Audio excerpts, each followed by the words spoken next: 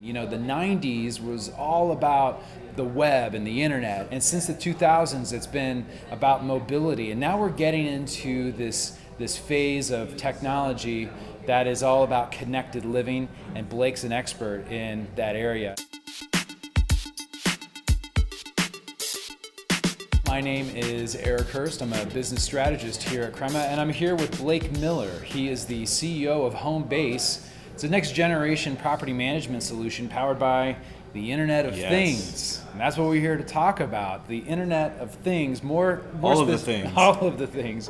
More specifically, this notion of living as a service or connected living. We know about software as a service and platforms as a service like GitHub and Dropbox and so on, but what is living as a service? Yeah, so I like to think a little bit about we got so many people moving into cities, right? You've got people are busier than ever. You got all this information, things going on. People are just busy, and so when you look at how people are now working, this concept of living as a service takes away some of the things that maybe you don't want to have to do every day of your life. You're already paying the largest share of your wallet to your landlord or whatever. And so now we're bringing these types of services where the landlords are able to provide a higher level of service and kind of take care of all the things that you hate dealing with when it comes to just living your life, right? And hopefully that frees you up to be able to spend more time doing the things that you want to do. Yeah, so really just kind of removing some of the day-to-day minutia of managing your home life, I guess. Right, you kind of have this like Uberification of everything, right? Press a button and just get it taken care of. And I think where we're going in the future is really going to be around like time arbitrage. If you're able to spend your time, either making money or doing the things you want to do, I think that's where value is going to be created. Tell me about that value. Where are the business opportunities in living as a service? Well, I think where we're looking at it, we're kind of changing the way apartments, condos, those types of things are run.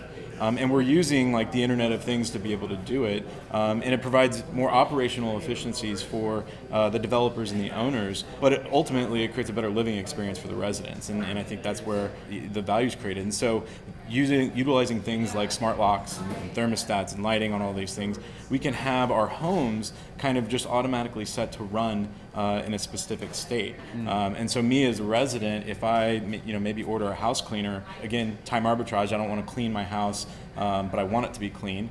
So I'll pay somebody because my time might be worth more working somewhere than that $100 to get it clean.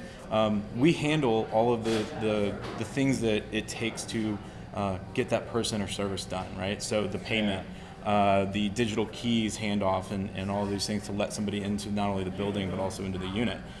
So again, it kind of, you start to see how that living as a service starts to kind of evolve based off of the Internet of Things. I don't think it's about just locking or unlocking a door. It's cool that you can turn your lights on and off wherever you're at, but it's really not about the things as much as it is about what we can do because of the things. Are there ethical implications to living as a service? There's always going to be ethical implications anytime you're touching or being so intimate in somebody's life. So I think we always have to be very transparent in how we're utilizing data. But I also think that it extends into the trust that people, whether they like their landlord or not, already have. They're paying them, again, like the largest share of their wallet every month.